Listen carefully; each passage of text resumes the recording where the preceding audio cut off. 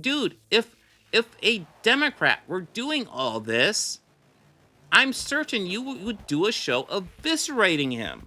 If a Democrat did all the executive orders Trump did, I'm certain Jon Stewart would do a show eviscerating him, as he should.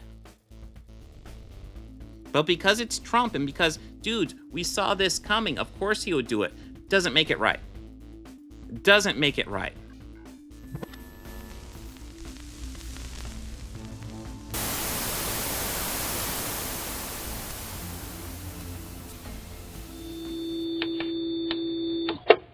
We got a Deadline article. Let's see what they say about it, and I will see if I agree with them or not. I wish I could play clips, but I'm a little concerned. Last time I tried to do John Oliver, they shut me down. So I don't want to do clips, but let's see what they say.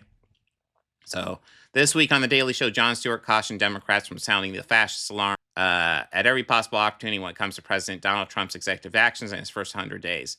Kicking off the segment with the news of tech markets downturn amid Chinese artificial intelligence DeepSeek, Stewart remarked, I do know that this is bad news financially, but is anyone else somewhat excited that AI had its job replaced by AI? Moving on to the meat of the night's subject, Trump's flurry of executive orders. The host commented on Friday night's firing of 17 inspectors general, which members of the media news bubble dubbed as a purge, playing on the descriptor of 2013's crime horror thriller of the same name. Stewart wielded a prop axe and mock terror as he began jamming it into his desk, which I thought was kind of cute. That only leaves no one knows how many left. I have no idea, he said, the inspectors, which I thought was kind of a weird thing because it's like, John, you could look it up. You could look it up, bro. You have writers. You're not doing a live. I'm sure it's recorded live, but like you have scripters. You have team. You can look up the inspectors general and see if it's a big deal or not. You can figure that out. And then in the first law of Trumpodynamics, every action is met with a very not equal overreaction, thus throwing off our ability to know when shit is actually getting real. He said, following up his statement with a clip of Rachel Maddow's denunciation of Trump's actions as textbooks authoritarian takeover 101. Stewart then lamented, I knew I should have taken that class, not majored in submissive liberal crying 101.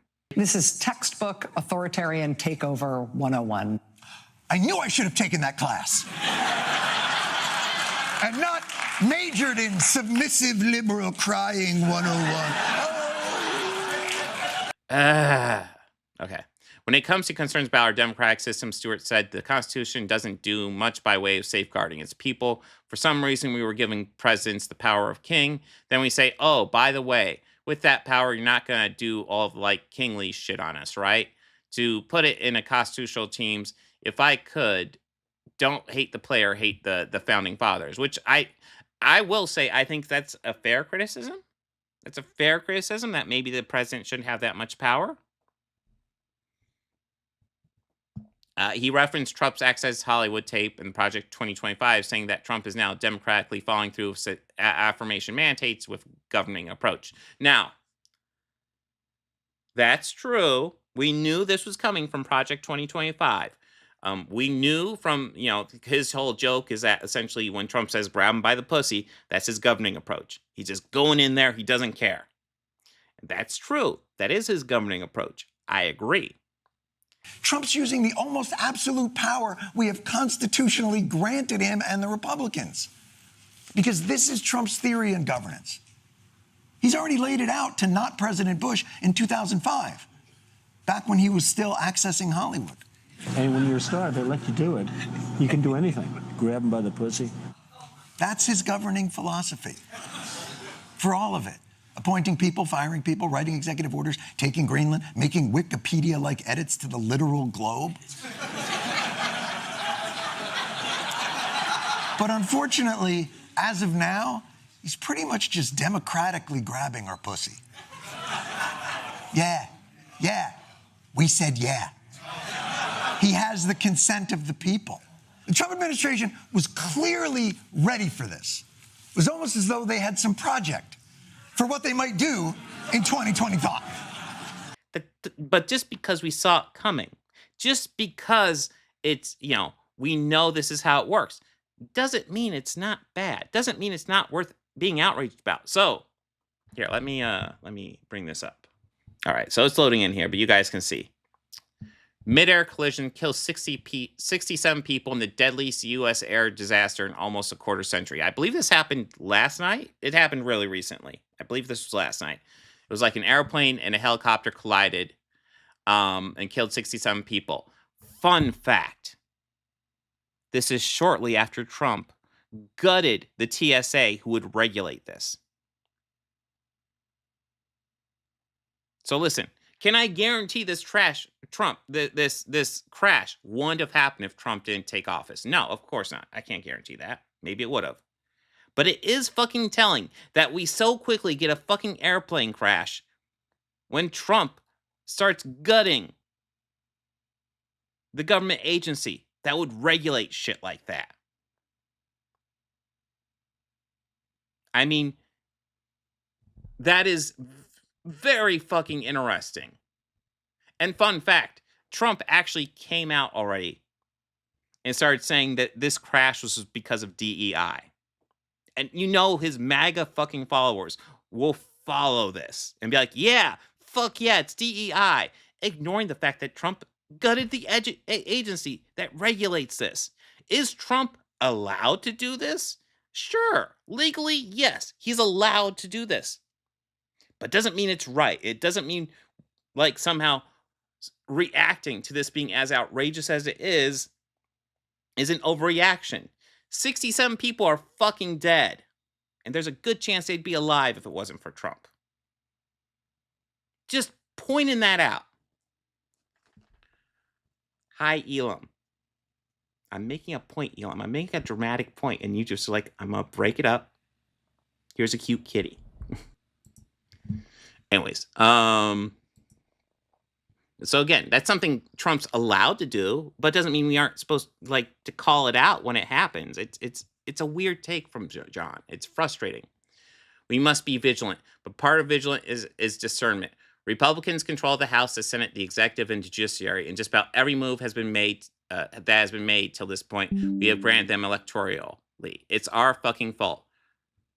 Well, it's the fault of the people who voted for them. I will give you that. I don't know if I'm quite willing to blame everybody for that one, because not everybody voted for them.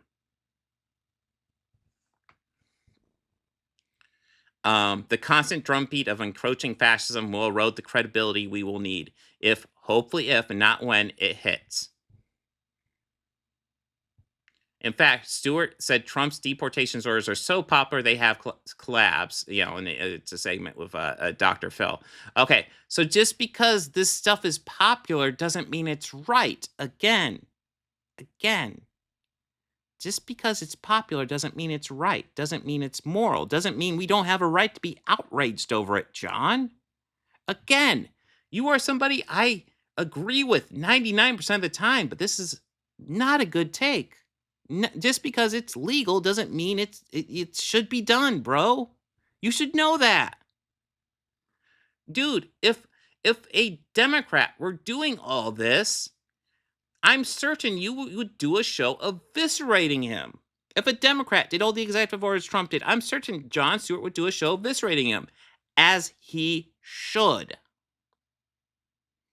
But because it's Trump and because, dude, we saw this coming, of course he would do it. Doesn't make it right. Doesn't make it right. In concluding, Stewart urged the question should be, what are you learning from this? That is true. That is true. That is true. I agree with that. How would you use this power? What is your contract with America? Democrats exist outside him. Tell him what you would do if the power Trump is yielding, then convince us to give that power to you as soon as possible. Absolutely right. Democratic leaders should be doing a lot more than what they're doing. A lot more. They don't have a whole lot of power, but they have microphones. They can get a public audience. They should be out there. They should be out there. They should be unifying. They should be saying, guys, we're going to do everything we can. We're going to fight this every step of the way. So yeah, I just want to go over that because like I'm a fan of Jon Stewart. I like it. I actually agreed with him when he did, like, he got a lot of criticism when he did that his first episode coming back to the Daily Show where he criticized Biden's age. And I actually said, no, fuck it. I agree with him. I'm on his side on that one. Biden's too old for this. He shouldn't be running. There should have been a primary. Biden should have stepped down. There should have been a regular Democratic primary where we pick the person and then that person can get a full campaign cycle against Trump. That should have been what happened. And I agreed with Jon Stewart for that criticism. But this one, I'm not with him on this one. I'm not with him on that one. Sometimes, like, I do agree. We got to pace ourselves. We have to try not to get overwhelmed by the insane shit Trump is doing. But we also got to call out the shit he's doing because he is doing some insane shit. And we just got to emotionally gear ourselves and kind of just get ready because hopefully it doesn't get too extreme. But at some point, it might. And we just got to be ready. So it's one of those interesting things where it's like, I watched this video and like, I agree with a lot of what John's saying, but there's like, don't downplay what Trump is doing. That's all I would say. Don't downplay what Trump is doing. What Trump is doing is fucked up. It's fucked up. And we should be calling it out.